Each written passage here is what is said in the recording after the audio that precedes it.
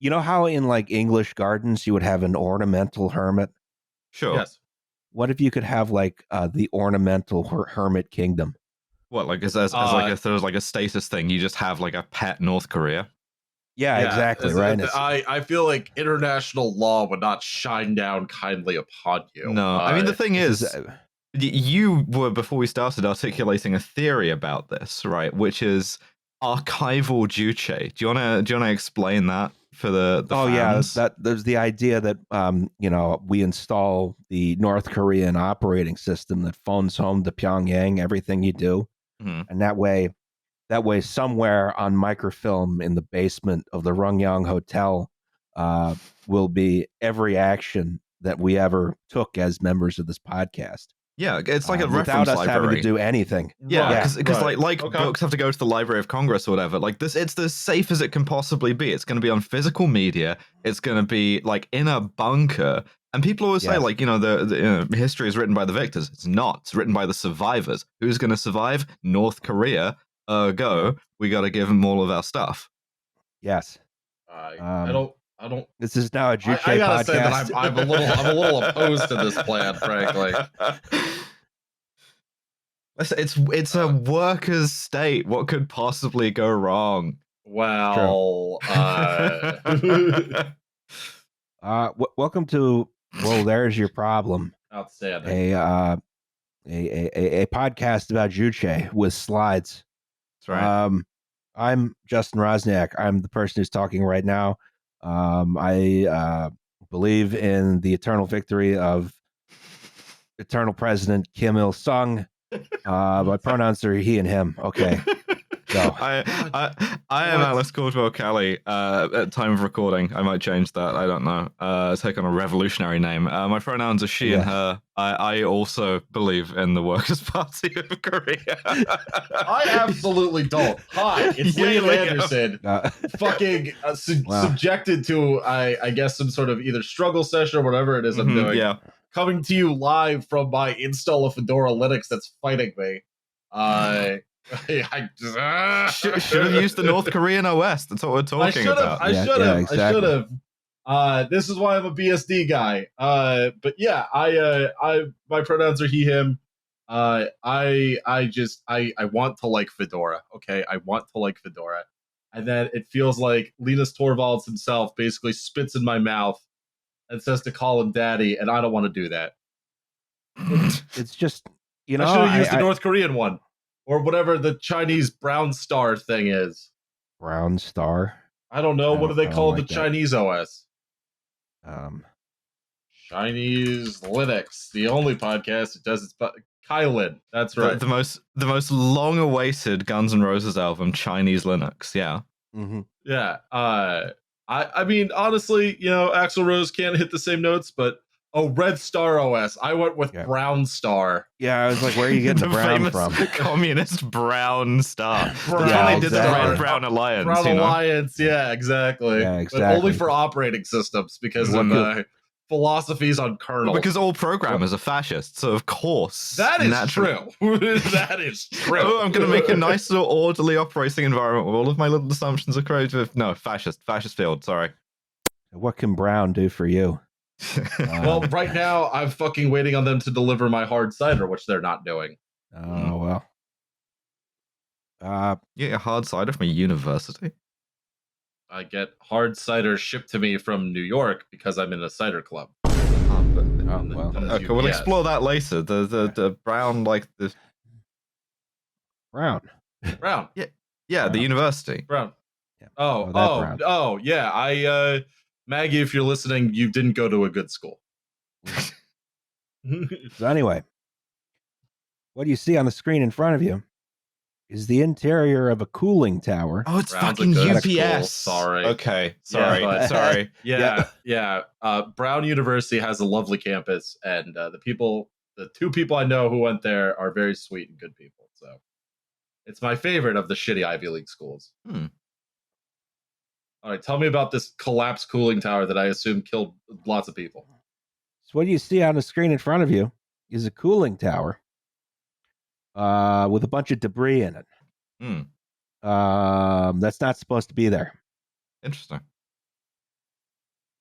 Today we're going to talk about the Willow Island disaster, the collapse of a scaffold while building a cooling tower at the Pleasance Power Station in West Virginia. Doesn't sound very pleasant to me.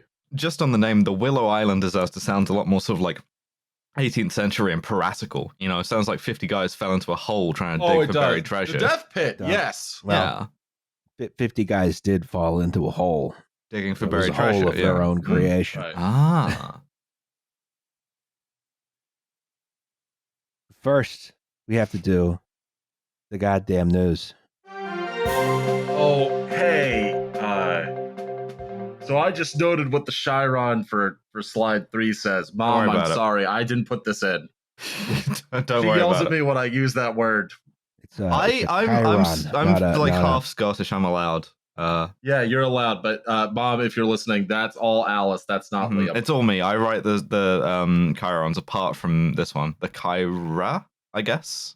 It would be a Kyra. So Philadelphia has in our race to imitate New York. We don't even have a bus terminal anymore. Go on the street. Yeah, we got rid of the Philadelphia bus terminal shut down. That's and now it's all curbside buses. Wait, you have Megabus too? Greyhound. That's fucking depressing, dude. That's something we didn't need to export to you. Yeah, Megabus has been here for ages. Oh god. But yeah, so all of East Market Street is now solid intercity buses. Lawless bus hellhole. Yeah, you can't go anywhere anymore. This is bus town. This is a bus district. You can't transfer to other buses because you can, but you just sort of sit there on the sidewalk for 4 hours if you have a connection in Philly. If you're taking Greyhound, ironically, all these buses are blocking the bus lanes. Yeah. And different kinds of buses. Yes, it's incredible. You gotta great sort of like have a very if you like looking at buses. Very sort of deterministic view of what a bus is to be like, no, there's bus in my bus lane, you know? Yeah, exactly. There's too much bus in the bus lane. Adult human bus. You're assigned bus at New Jersey. Yes. I liked what Inga Saffron said. She didn't mince words and just said, this is a humanitarian disaster.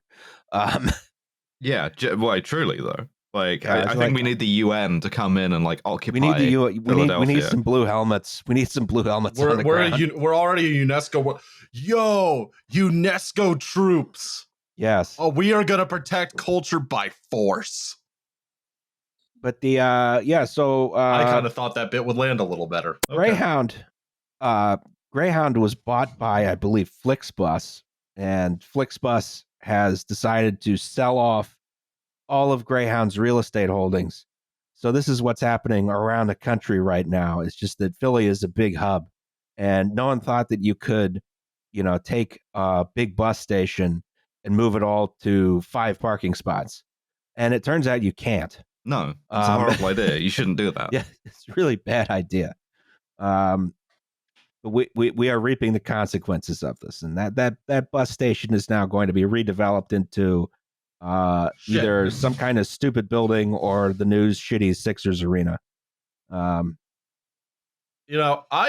actually I think you and I agree on this, Roz, regarding whatever they're calling it, Sixers Place, which is it's fine where it is. Yeah, they should just keep all that shit in the sports complex. That's what I don't understand. Is people are like, well, it's be more accessible by transit. The one's accessible by the Broad Street line now. Yes. Or we go old school and they have to play all their games at the Palestra.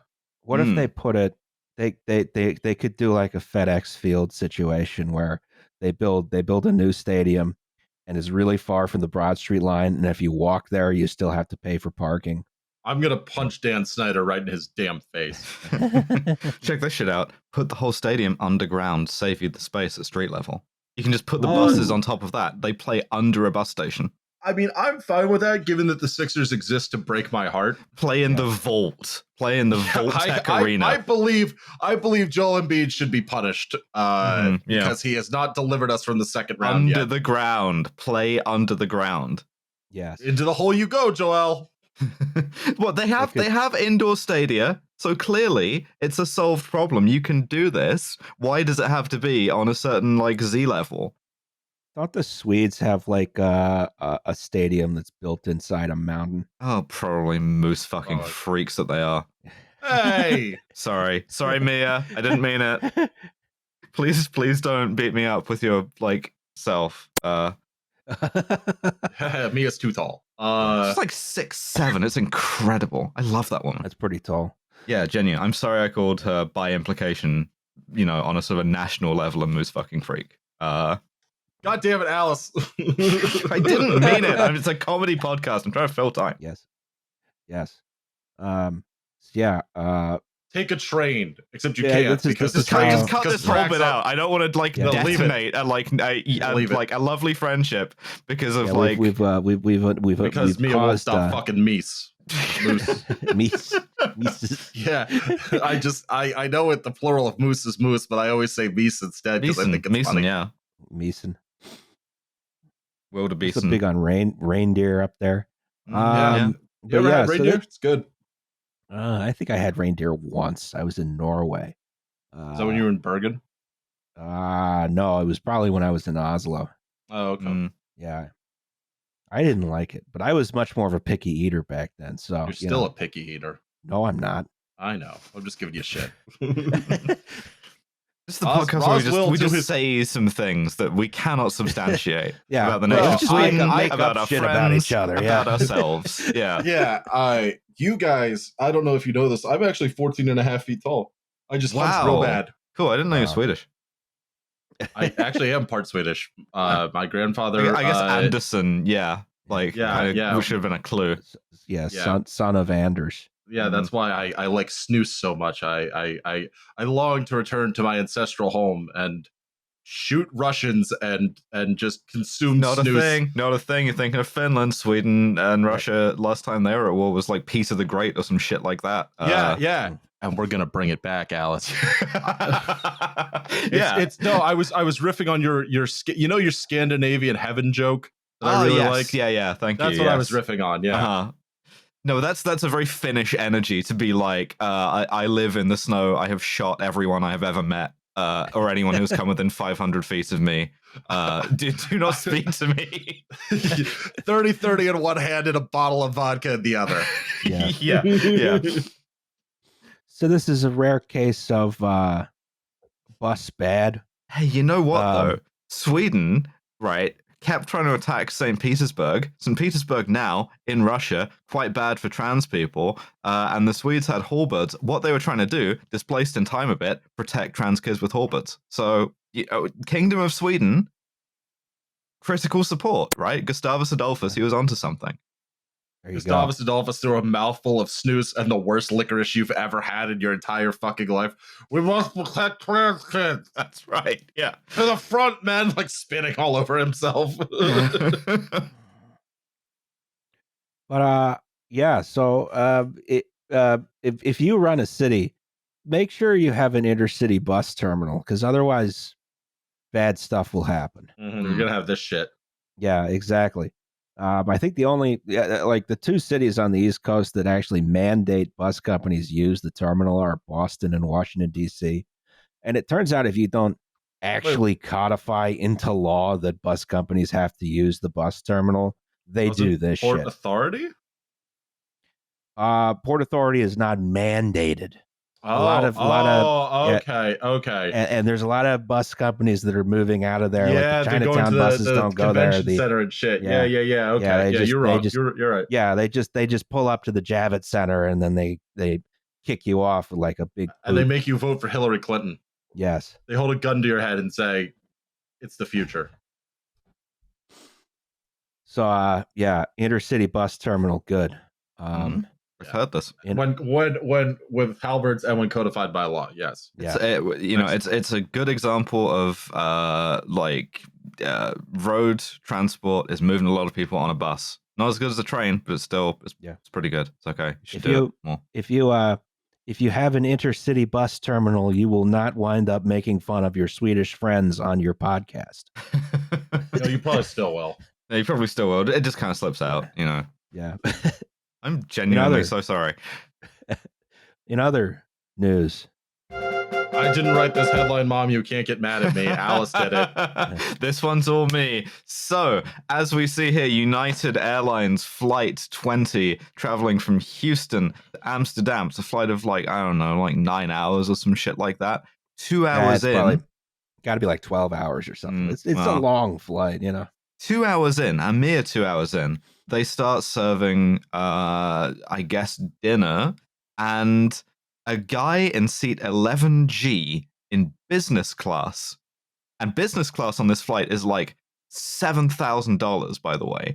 Like nice business class, yeah. Yeah. Like sort of, I don't even know if they had first on this, but like if not first, then like very close to it. Kicks off with the flight attendant about not being able to get his first choice of meal between 3 choices of meals.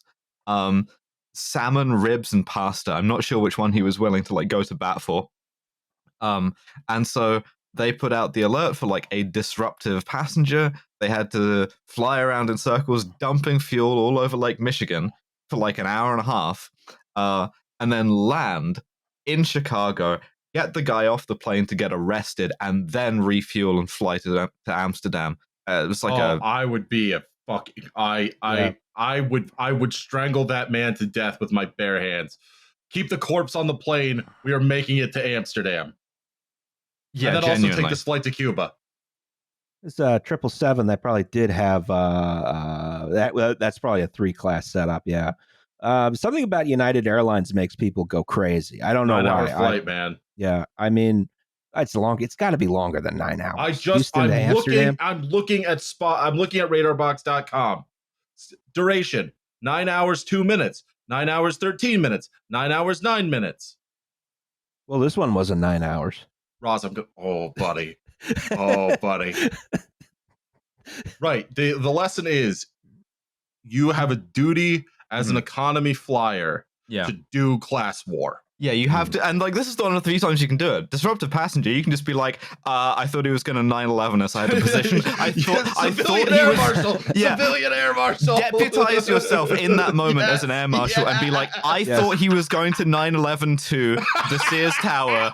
Yeah, we had to positional asphyxia him. We had to do it. I'm not sorry for anything as I stand over his corpse eating a rib. Yeah, I concealed carry through TSA. You can probably do it. They're fucking useless.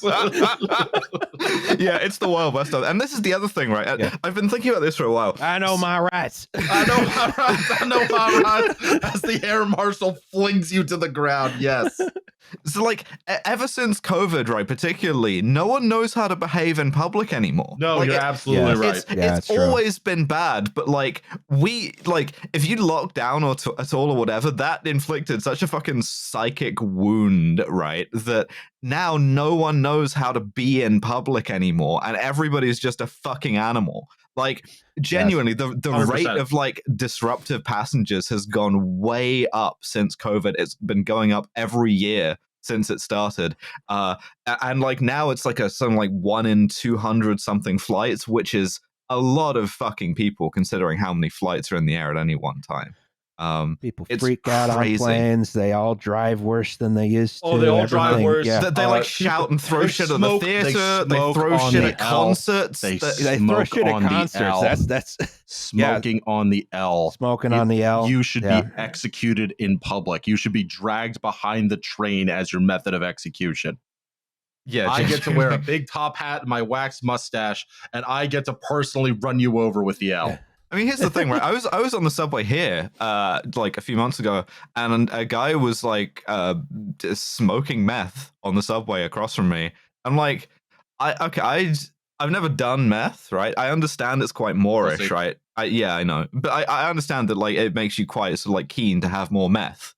Yes, that's kind of how it works. But like to the point that you can't get off the train first and find absolutely an alcove really or something. It just rude, really, to be honest.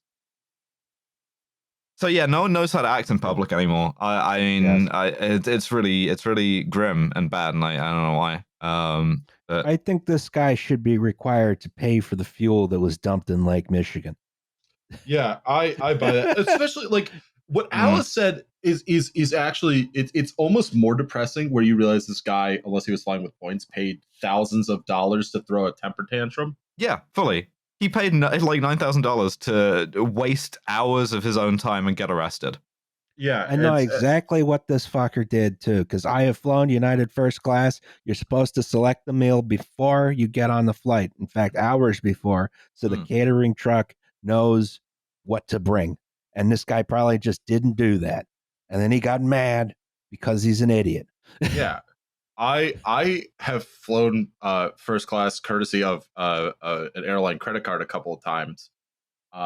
And I was flying. I got an upgrade to first class. I was flying home from Orlando. You can guess where in Orlando I was.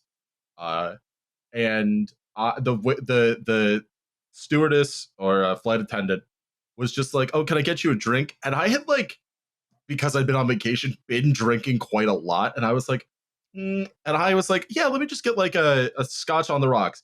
This lady, and I don't know if it was her pouring the drinks or what, heard that and was like, half a gallon of scotch directly into his mouth. Got it. And I got a glass, 6 to 8 ounces of scotch.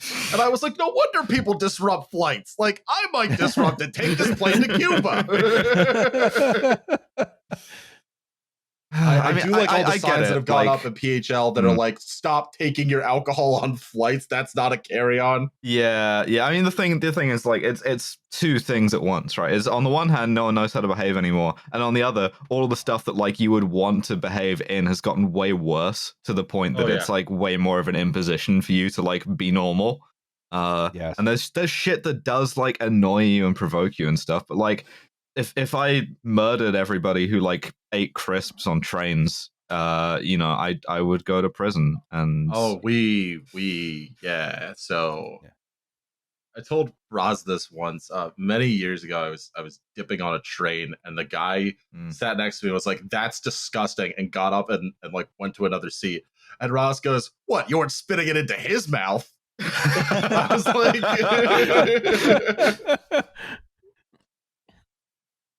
yeah.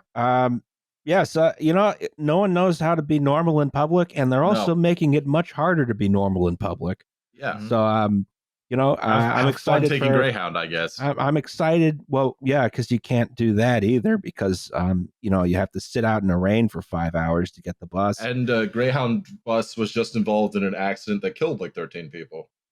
Fun. Yeah, someone said it to the podcast.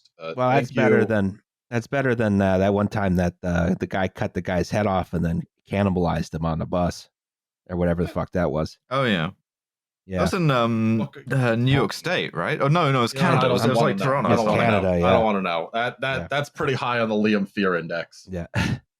Getting your head cut off and cannibalized on the bus. I mean, I you know what though? I not to toot my That's own horn, only ever happened to one person. Yeah, well, I was at Drexel Greyhound yesterday. has a pretty good record of that not happening otherwise. I'm just saying, like, listen, man. You know, I'm a big boy. I imagine I would be a sumptuous treat for a cannibal. Little fatty, but you know, I imagine I'm sort of a Wagyu type. Very fatty and rich, right? Anyway, got like that marbling. Yeah, I got that nice marbling. Please don't eat me. That's pretty high on the Liam Fear Index. All right, what is coal? Next slide, please. Yes. Okay, that was the goddamn news. Please remember to be normal in public. Stop eating people on Greyhound buses. I put ScoMo in here to trigger some Australian ScoMo in the slides. Talk about what is coal. What's coal? Crack off me fucking coal, mate. Yeah, well, this is the thing. He brought a lump of it into the parliament in order to say, "Rack off me fucking coal." Nice. I like the idea of taking coal and just like threatening people with it. Yeah, it's like, hey, I'm gonna beat you up. I'm like reverse Santa Claus. So Scott Morrison, he didn't really have the ability to threaten people, so he's just sort of like holding out the lump of coal in a sort of like gestural way, a bit like a sort of like skull of Yorick, right? Where he's just like, yeah, consider, you know, coal. I should just carry a lump of coal with me at all times. That'd be fun. You are Polish. Your people do belong in the mines. I don't mean that rudely. I know that you yearn for the mines, Roz. It's true. I'm the guy with the coal mining enthusiast hat.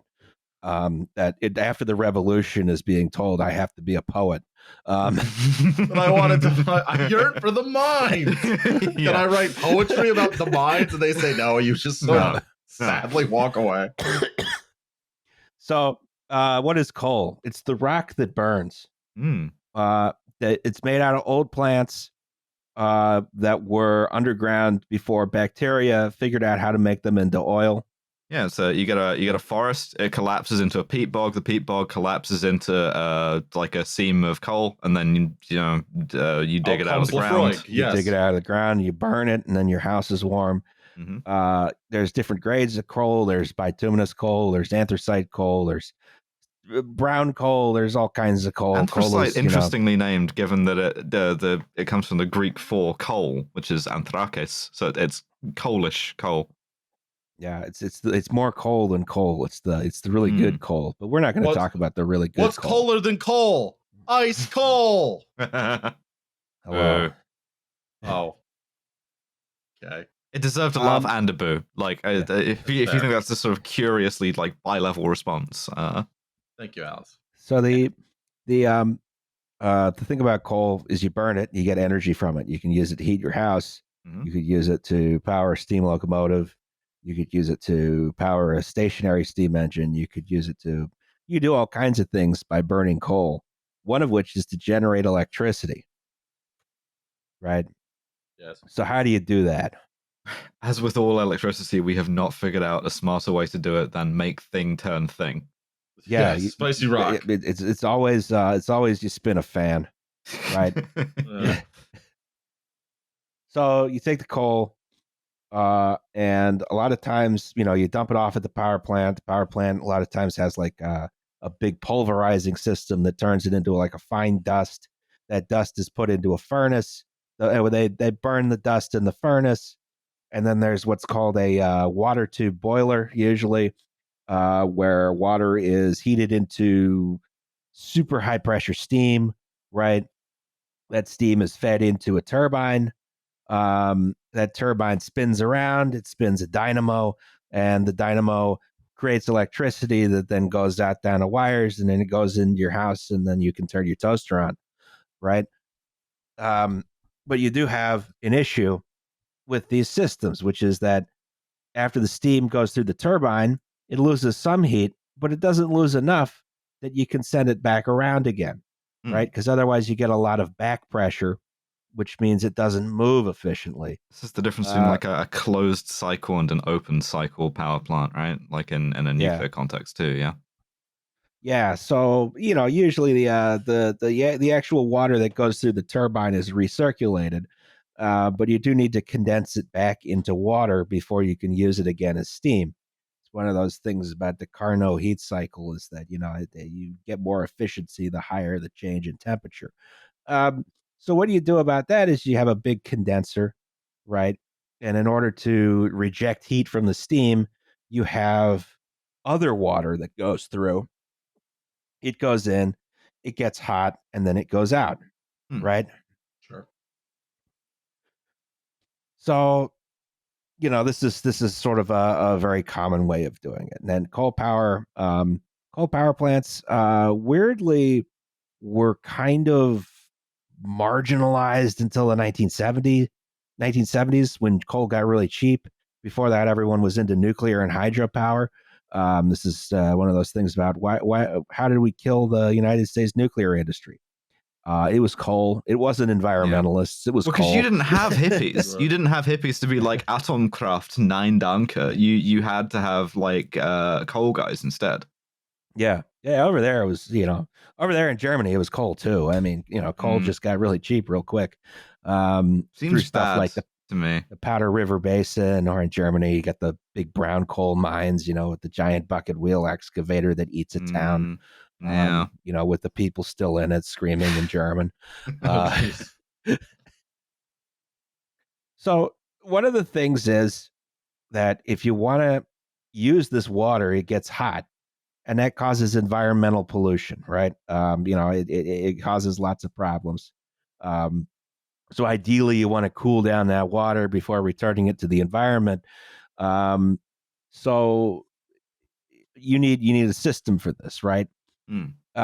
So your early, thermal coal power stations, they just dumped it back in the river it came from, and that sort of sterilized the river, which is not ideal. So one of the earliest solutions here was something called a cooling pond, like this. This is Lake Anna in Virginia. I believe it's near a nuclear power plant, actually. You have a big lake, right? And you take the water in at one end and you put it out at the other end, and there's sort of you just let it cool on its own, right? These things tend to be very popular as like swimming holes, because I was going to say it's not even slightly radioactive and it's nice and warm. Exactly, right? You can go out on a boat on it and so on and so forth. But if you don't have room for that, you build something called a cooling tower, right? It's interesting to me that these are always sort of like the symbol for pollution if you're in a hurry, right? It's not even a smokestack, it is a cooling tower. It's a cooling tower, yeah, which is actually a pretty benign structure, all things considered. So here you're rejecting the heat into the atmosphere rather than into the water, right? So one option is you have this. This is a mechanical cooling tower. It has big fans on the top, right? That sort of, you have like essentially the hot water comes down in sort of a waterfall on the outsides of the box, right? And then air is forced in and is drawn out by the big fan. And then goes out the top. So the hot air comes out the top and the water is cooled as it recirculates through the whole unit, right? That requires energy input, though, mechanical energy input, right? Hamster on a wheel next to the cooling tower. Exactly. A lot of hamsters on a wheel. Big, big really big hamster. Yeah. I believe a really big hamster is like a capybara. No, bigger than that, like a 500-foot hamster, which I do kind of want to pet now, is the thing. Clifford the big red hamster. Yeah. So if you don't want to supply mechanical and effort, you can also build something called a hyperbolic natural draft cooling tower. Oh boy. Which are these guys here. This cool shape, sort of like kiln looking thing. Yeah, they're real big, really, really big, right? But it's just a big open cylinder, not a cylinder, hyperbolic shape. Inside, there's like sprinklers. The sprinklers sprinkle water all through the entire structure. The hot water, of course, creates hot air. The hot air rises. It comes out the top of the tower. And as that hot air rises, it forces cool air to come in through the bottom, which is open, which then further cools that water. So this is just simply through the chimney effect here.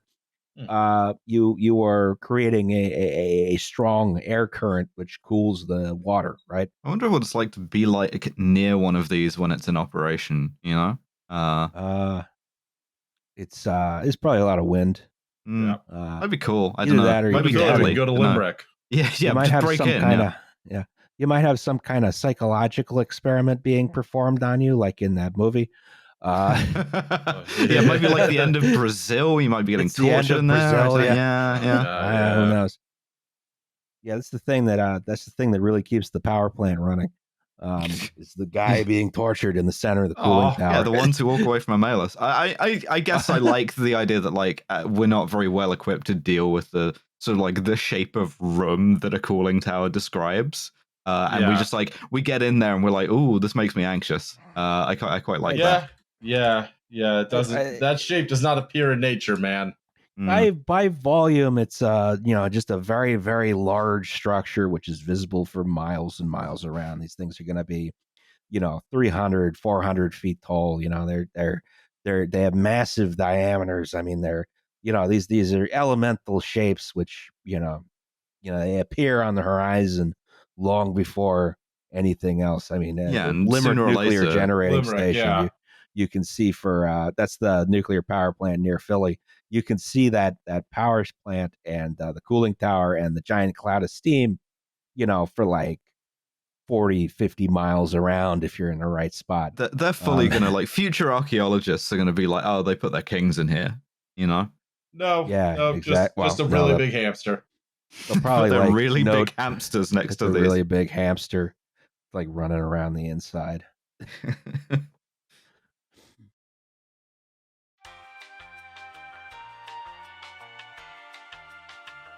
Hi, it's Justin. So this is a commercial for the podcast that you're already listening to. People are annoyed by these, so let me get to the point. We have this thing called Patreon, right? The deal is you give us $2 a month, and we give you an extra episode once a month. Sometimes it's a little inconsistent, but it's $2. You get what you pay for. It also gets you our full back catalog of bonus episodes, so you can learn about exciting topics like guns, pickup trucks, or pickup trucks with guns on them. The money we raise through Patreon goes to making sure that the only ad you hear on this podcast is this one. Anyway, that's something to consider if you have $2 to spare each month. Join at patreon.com/WTYP pod. Do it if you want. Or don't. It's your decision, and we respect that. Back to the show.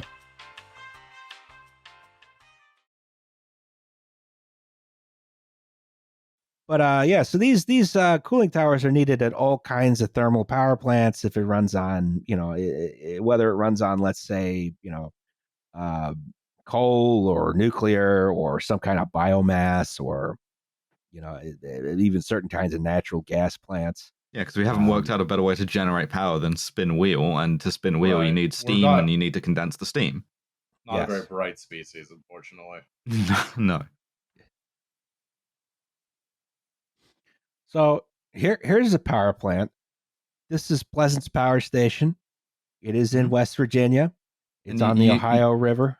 You see why people are like Atomkraft 9 Danke, because you're like, what the fuck is that coming out of the top of that giant, terrifying shape? And it's like, that's clouds. It's cloud. It's steam. It's a cloud. Yeah. It's a cloud machine. Blowing mad clouds. Just a big vape, really. Yeah, genuinely. I mean, I fully believe that like we would have more nuclear power plants if we just painted the cooling towers around the outside instead of like leaving them as they are, which looks slightly terrifying. You have a big smiling atom on the side. Yeah, genuinely. Harness the power of the sun. Yeah. Power of the atom, I should say. Yeah. Well, I mean, sun's got atoms in it, doesn't it?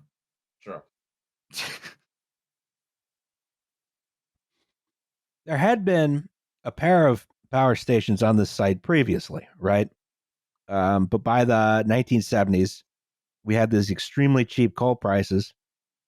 The Allegheny Energy Company decided they wanted a new big power plant, right? So Pleasance Power Station was designed. It had 2 large generating units. The whole station was capable of generating 1.3 gigawatts of power, right? It's a lot. Yeah, this is near the town of Willow Island. There's a dam. You can get the coal on a barge, which means it's cheap. It's West Virginia, so the labor is cheap. This is sort of, I want to say downriver of whatchamacallit, Wheeling. So yeah, this is a great place for supplying electricity to growing regions. I'm not sure exactly when this thing started construction, but we also have to talk about concrete, right? Sure. One of our favorite materials. Yes. What is concrete? That's kind of cement. No, it's not cement. Damn. It's different from cement. Shit. Don't say cement when you mean concrete.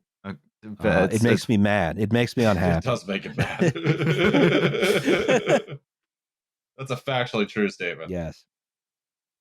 Concrete is made of several ingredients. You have water. You have cement. You have aggregate. What the fuck is cement?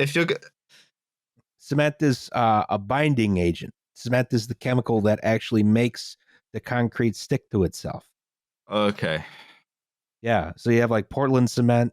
You have like, all these other, it's sort of the fine dust that reacts with water to turn the whole thing into a rock. So yeah, you have water, you have cement, you have your aggregate, which is like sand and gravel, and you have admixtures, which is anything else you stick in it, right? Romans invented concrete. Then we forgot how to make it. Then we remembered how to make it. I forgot to remember to forget. Yeah. Yes. Now, concrete, you pour it as a liquid into some kind of form, and then it starts to cure, right? So it will reach its final strength in 28 days. They made a film about it. But it will reach some kind of adequate strength where you can work on it much more quickly, right? If you are like you're putting a building up, or you're putting up some kind of continuous pour structure like a dam, like something else like that, where I want to pour a lot of concrete very quickly. I don't have to wait for the concrete to reach final strength. I can wait for the concrete to reach pretty good strength and then keep working. A lot of times today, that's 7 days. But we'll get to that in a bit. And then concrete is, there's lots of properties about it that you can measure in various scientific ways. But of course, the fun one on the job site is you do the slump test. We've talked about this before. Yeah. You put the concrete in the cone, and then you level it off on top, and then you take the cone off, and then you measure how far it slumps.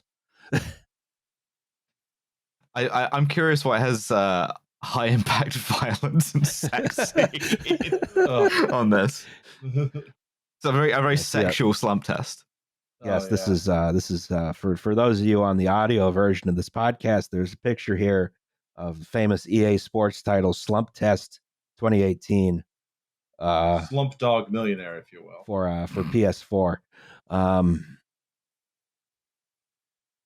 So yeah, concrete is, it's a building material. It's pretty good. We use it for a whole lot of stuff. There's some, but you can't instantly like say, well, we poured the concrete and I can walk on it. It's hard. We can immediately keep working on other stuff on the building or whatever it is you're putting up, right? Sure. And this means for, a structure like a cooling tower, you have to wait a while before you can, each layer you build, you should wait a while before you build the next layer. And you have to remember when you poured it as well, which... Yeah, that's usually a good idea. We can't even keep track of that in restaurants sometimes. So anyway, the point, or the Pleasance Power Station cooling tower was built with a patented jump form system. Ooh, lovely diagrams. Yes. Took me a while to figure out what's going on. I'm still not sure what's going on. That's okay. We never do anyway, buddy. But this is sort of a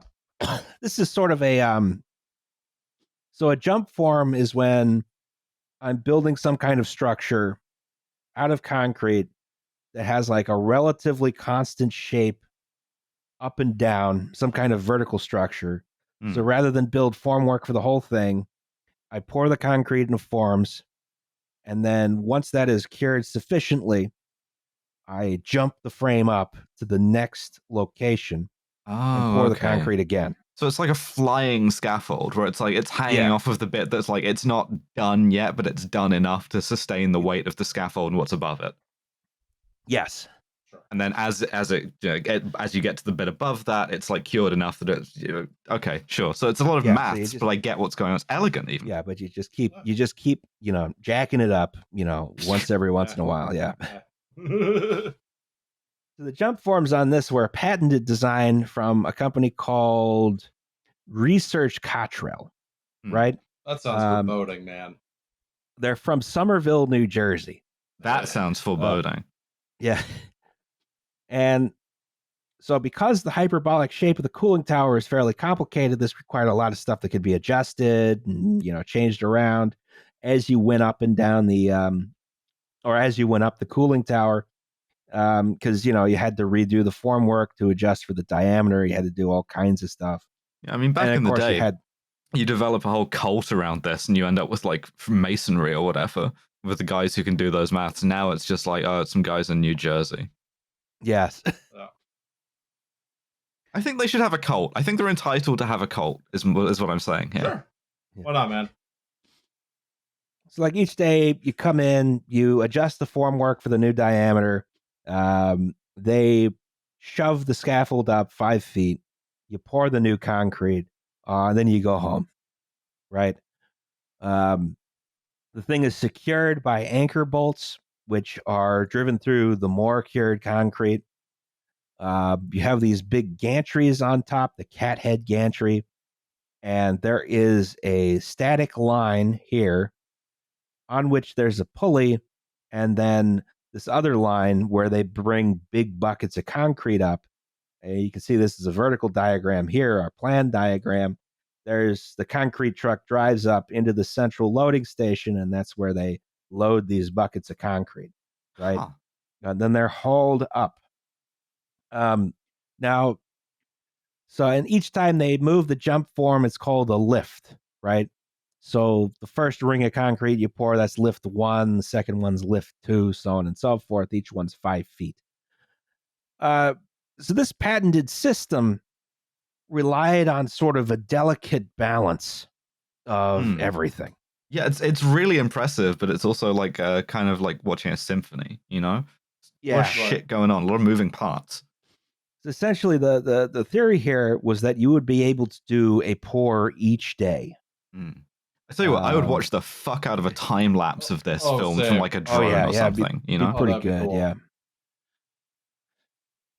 But the whole system had to be balanced to avoid overloading the freshly poured concrete. And it's not linear either because of the shape of the thing, right? So yes, exactly. Now, so all these lines provide some stability, but you have to load the concrete in a specific order to avoid overloading part of the thing. And it was very complicated. It had a very good safety record, though. There was nothing that was like especially worrying about it to this point. Sure. At least as far as anyone knew. And so this scaffold, it also there's a top level where you're pouring the concrete. There's some lower levels where you're finishing the concrete, you're grouting stuff, so on and so forth. So it's a pretty big structure. And gets progressively more terrifying being up on that scaffold. As you continue going up, obviously, it gets you're much higher up, and you're much, not something that's good if you're afraid of heights, obviously. Right. So, yeah, this is how they were putting up this structure. So anyway, the first cooling tower got put up fairly quickly, right? But not quick enough for Allegheny Power. Okay. They wanted to get the second cooling tower up as soon as possible. It's always a fucking corporate guy. Gotta rush it. Yeah. So they started cutting some corners here. They and their subcontractor, research. What's it called? What the hell was the company called? Research Cottrell, right? Okay. Yeah, Cottrell, yeah. So the workers are on lift 29, right? They're 165 feet in the air, 166 feet, really. Scary. They're hoisting the concrete to the top of the tower in the morning of April 27th, 1978. But they're not delivering it evenly because, workers are at different, stages of the construction process, and they're trying to just get the thing done as quickly as possible. Yep, this is not a problem because, once the concrete gets up there, they load them into these things, which are called Georgia buggies. Oh, I love these. These are so cute. It's a little tiny. Yeah, it's a little tiny. It's shaped like a friend, is what it is. And you just drive that around the scaffolding to where you need the concrete, right? If you can't see it, it looks like a little tiny, like tracked engineering vehicle with a bucket that just tips stuff. It's great. Yeah, you just drive it around. You have a great time. Yeah, it's like a golf cart, but for concrete. And like this is the 70s. You've probably got some unhealth and safetyful shit in these back in the day. You're definitely doing some hijinks. You're doing some shenanigans. Yeah, it's big. The bucket's big enough for like 3 dudes to ride in. So yeah. like 1970s construction too. You know, it's like no one has safety clothing. No. Everyone's shirtless and short shorts. Yeah, it's all denim. Yeah. Yeah. So I don't need a harness. If I fall, I'm dead already. Cigarettes at once. Yeah. Whatever. We'll get to that. Oh god. I need a helmet because if anything falls on me, I'm dead already. Why do I need a hard hat? I'm on the top of the tower. There's nothing above me. Follow me, birds. But, you know, in this rush to complete the tower as quickly as possible, the lower row of anchor bolts, which would have been bolted into lift 26 down here, which was at this point 3 days old, they just didn't tighten them. They didn't use good. It's finger tight. It's fine, you know? Yeah, exactly. Finger tight. You mean I have to go all the way downstairs and get the torque wrench? Yeah, I go up. Yeah, I go down there. There were 51 men working on the scaffold that day. So around 10 a.m., the first load of concrete was hoisted towards the number 4 cathead, right? Mm-hmm. The number 4 cathead is here, if you look in the plan. So they're hoisting it towards number 4. Yeah. And then the second load comes up pretty quickly afterwards, and they send it up to number 5.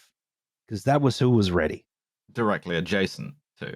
Directly adjacent. So the north side of the cooling tower has all the concrete on it at this point. We're bearing the load there.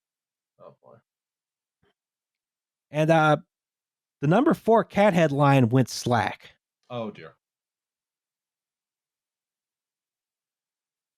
Lift 28 and the scaffold failed slowly and continuously in a counterclockwise direction all the way around the cooling tower. Oh, that I don't care for at all. No. Presumably, like, because of the point of moving the whole scaffold, you get up there with a crane, right? And you get down there with a crane. You see that thing like coming around towards you. Around towards you. Yeah. There was one emergency staircase. Yeah.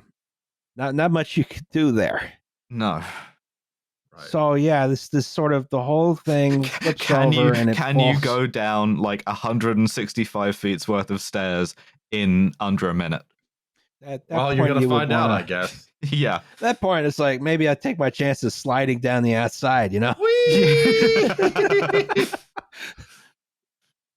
This is the world. This is the worst theme park ever. I'm riding the Georgia buggy down. Yeah. Bury me with the Georgia buggy. Yeah, the Fast and Furious movies taught me that fall damage doesn't hurt you if you're in a vehicle. So I'm gonna get in the Georgia buggy, and it's just gonna like go at like terminal velocity, and I'm gonna be fine. I'm gonna be with it. Yeah. Yeah. You gotta put a roll cage on there. You know. Yeah.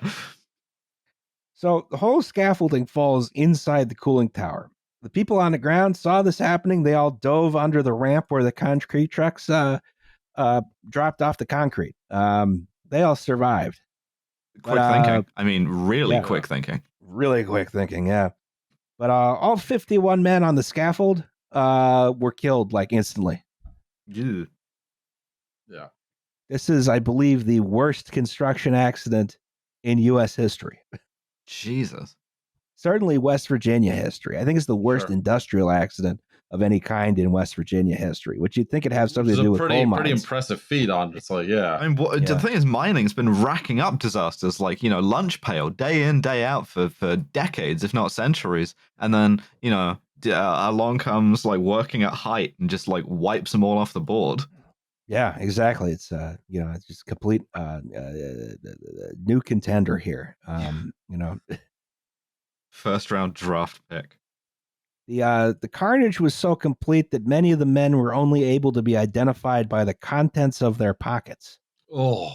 It's again very 70s, you know. No, it's no dental records, none of that shit. No DNA. Yeah. It's like certainly not in West Virginia.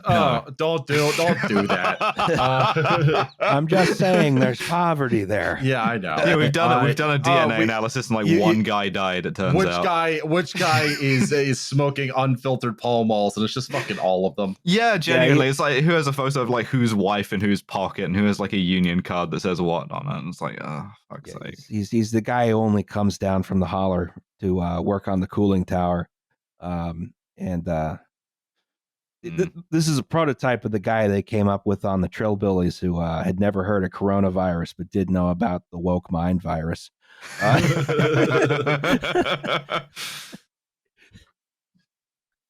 So they bring in fire departments, rescuers come in from across West Virginia and Ohio, but there wasn't really much to be done.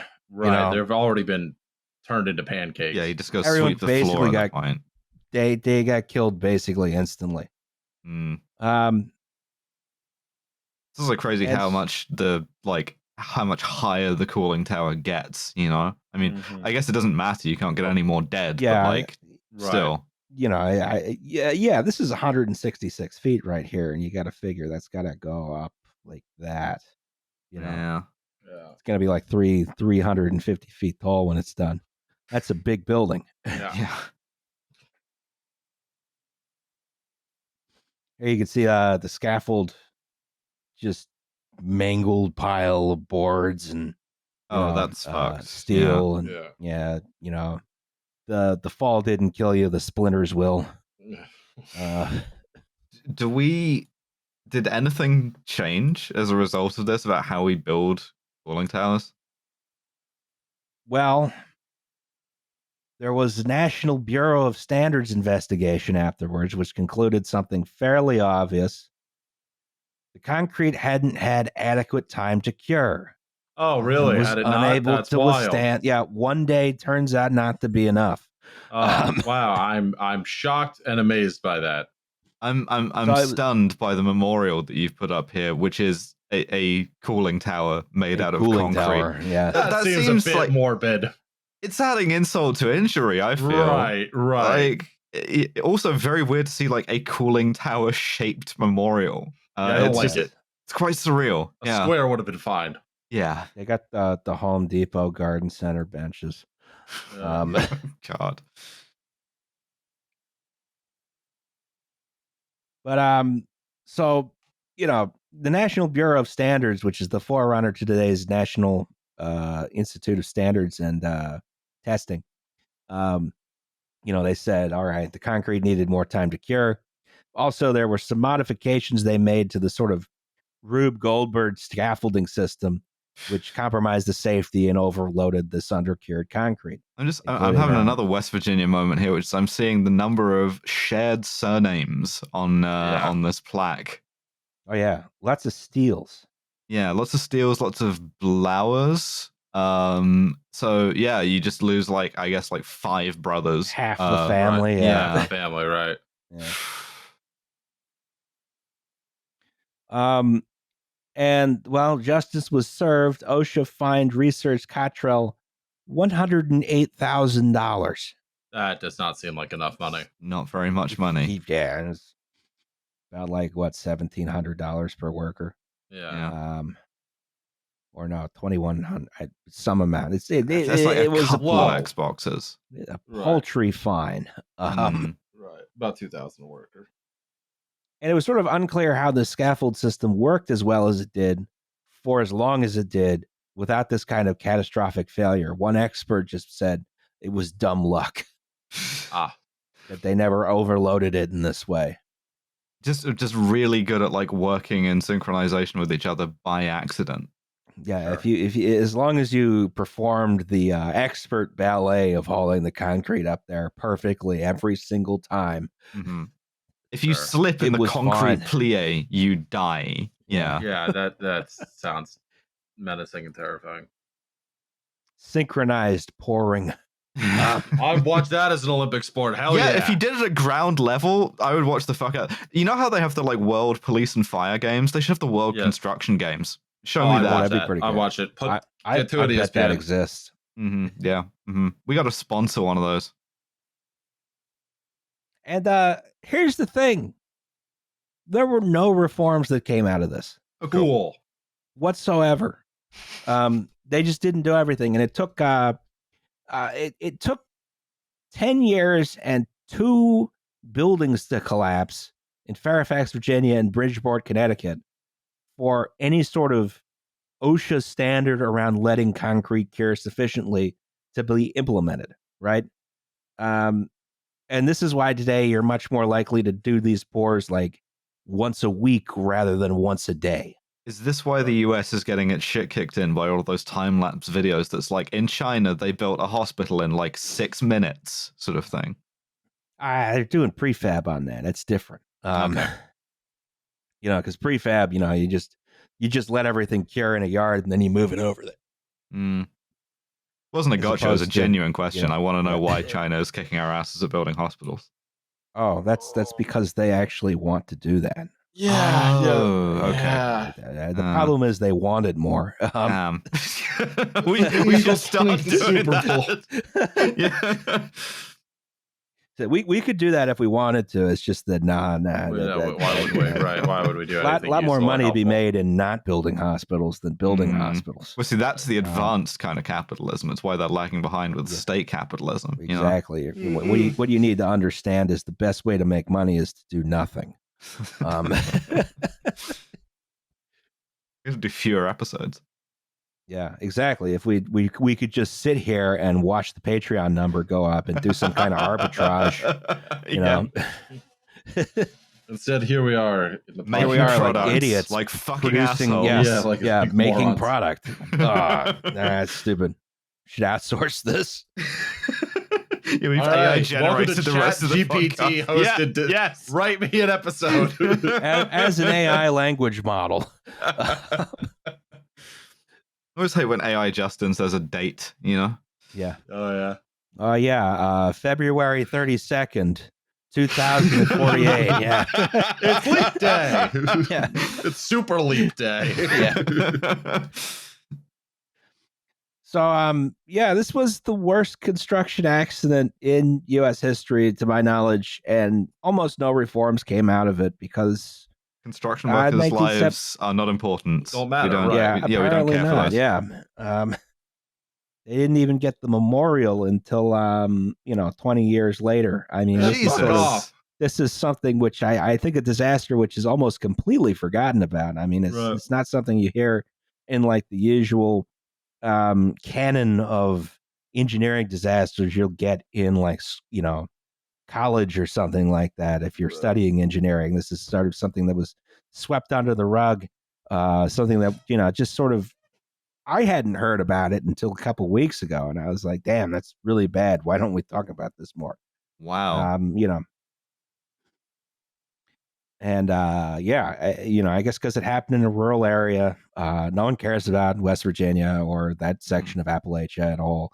It's sort of these horrible accidents are fact of life out there, especially on the Ohio River, on the Connor River, in the Chemical Valley, stuff like that. It's this is one of those sacrifice zones. Yeah. So it's permadeath is enabled in Appalachia. Yeah.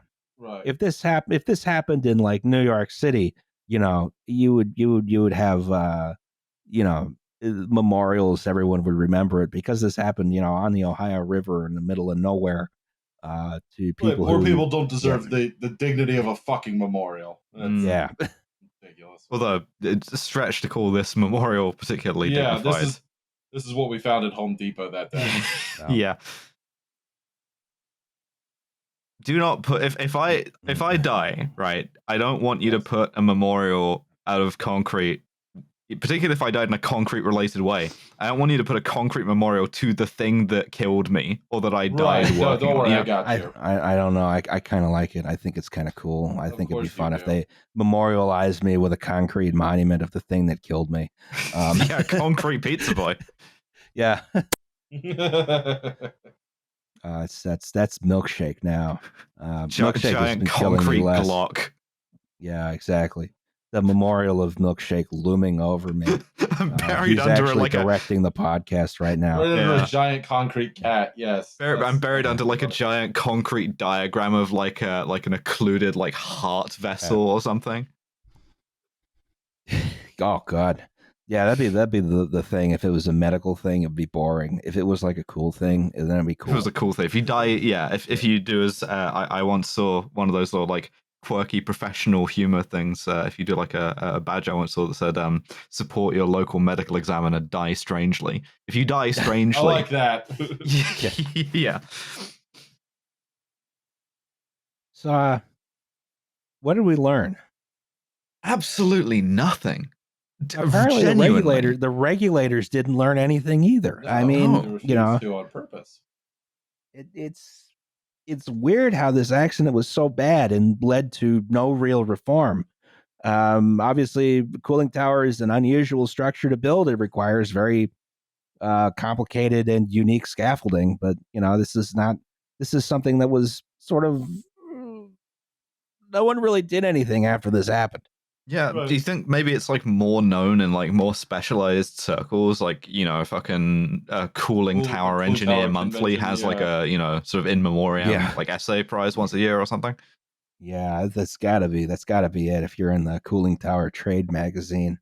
I don't like when trade magazines sort of switch their names, like when the railway became like Rail or whatever, when they started doing that like no article increasingly unspecific like noun vaguely associated with the thing. So the Cooling Tower Trade magazine is probably just called like Cooling or something.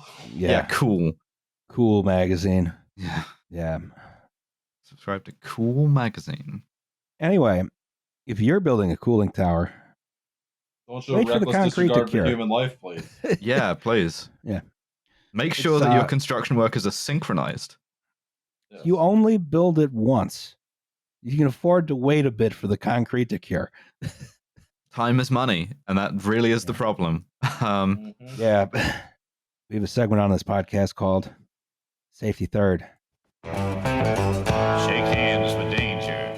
50-50 chance of getting that, or... Normally, I would be shot for being Italian. Hello to the applicable subset of Justin, Alice, Ye, Liam, and Guest. I don't think you're being clever. No, wrong. Yeah. Bzz, incorrect. I have recently found your podcast and find your dark humor helpful for living in this totally rational society that isn't as weak as a bridge made of paper mache. Welcome. Yeah. Well, I have a few possible safety thirds to contribute, as I have had many jobs in my life. My go-to story makes people never want to eat movie popcorn again. Ooh. To spare everyone that, I will instead regale you with the tale my father told me when I started work as a chemistry stockroom clerk. No. Come back and email us with the popcorn one. I want to hear the popcorn one. Yeah, I want the popcorn one, yeah. My father went to college in the late 50s and was from a small farming community, so he worked hard to catch up to the more privileged people for whom Chemistry 101 was too basic to be interesting. But they were also too dumb to pass the test that would let you skip it. Among those people was a student who we shall call Halfwit.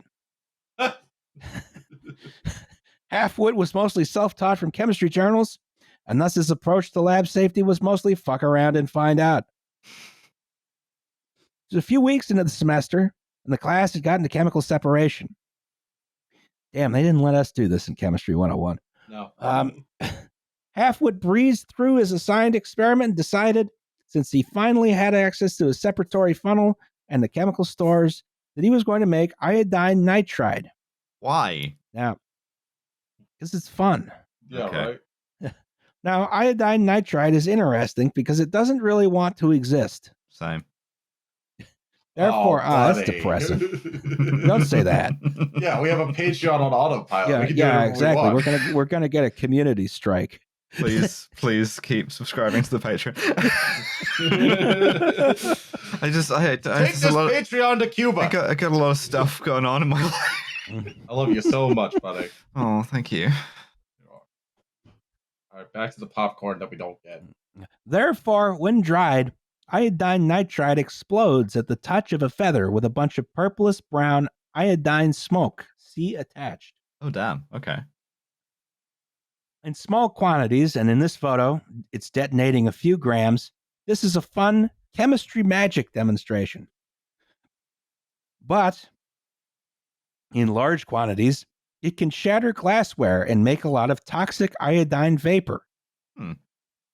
Now, if this was the college I worked at, then he would have gone to the stockroom, asked for the materials, and then would have been told he didn't need any of that for the experiment. Yeah, your sort of chemistry armorer is like, I'm not issuing you that. No, you can't have that. Dream job, you know. But since this was the 50s, and this was a basic 101 class, the stores were just a cabinet.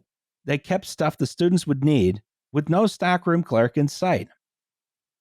Needless to say, with such lax procedures, Halfwit proceeded to make about 100 times the amount of iodine nitride shown in this photo, so he could show it off to all his friends.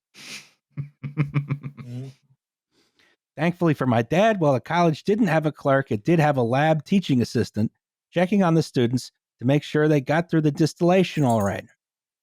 When the TA walked by, he saw that instead of the white crystals Halfwit was supposed to be making, the drying dish was filled with purple crystals.